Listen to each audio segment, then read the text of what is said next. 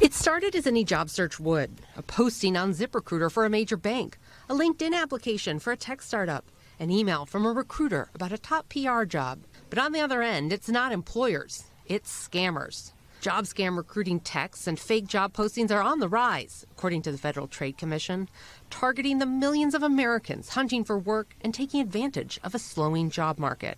Scams are always preying on the vulnerable, right? And I think people who are looking for work are vulnerable people in a way. Timothy Brown encountered one of these scams on his job hunt. I was certain that it was a real job when I first encountered it on a platform that I trust to be able to find jobs. It's a new wave of scams.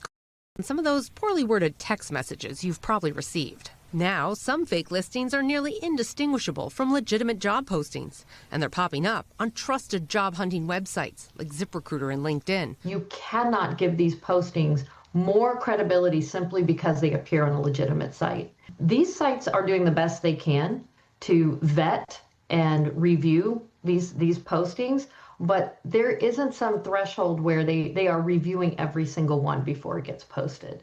Brown says that trust made him more susceptible. If you're on a dating app and you're meeting people, everybody's a little bit careful because they don't know the person you're communicating with.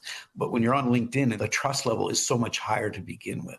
And Brown isn't alone. In the first half of the year, online job scams rose 19% compared to a year earlier, costing Americans nearly $300 million, with a typical victim losing around $2,000, according to the FTC. In a statement, LinkedIn says it has systems in place to catch postings, but urged job seekers to be vigilant. ZipRecruiter said it also has a system for detecting job scams and takes down posts that violate its terms of use. Experts say job seekers should check with a company to make sure a job posting is legitimate if they're suspicious, and never give out sensitive information early in the interview process or deposit money into an account in order to get paid.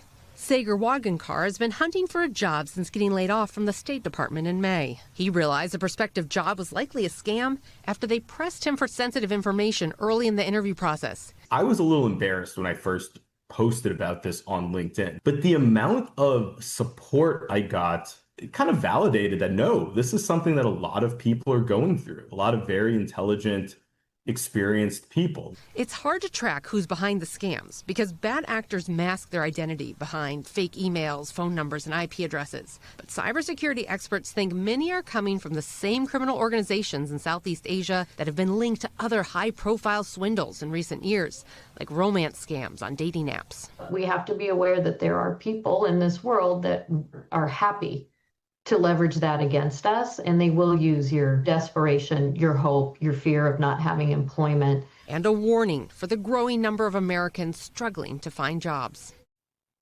Shannon Pettypiece is joining us now here in Washington. So, Shannon, so interesting when you watch that piece because you can't help but think, okay, is AI making it easier to make this stuff more advanced? I mean, cybersecurity experts believe it is. It's difficult to know exactly what these scammers are doing, but they said when you look at how real some of these job postings appear and sound, AI is just making it so much easier to come up with a fake offer letter, a fake job posting. Wow. One man even received a fake benefits package, an 8-page benefit package with insurance pricing, all that information, which someone could create with the help of AI. And some of the job seekers I spoke to, they said looking back, they were almost convinced they were communicating with an AI chatbot in some of these online written interviews they were doing just because of how precise some of the questions that they were being asked were. So it's almost like it could throw fuel on the fire. And they said it's only just beginning to be able to use this type of technology. I mean, it's a wild world out there and a good reminder to just stay alert no matter what you're doing online. Shannon Pettypiece, thank you very much. Appreciate that.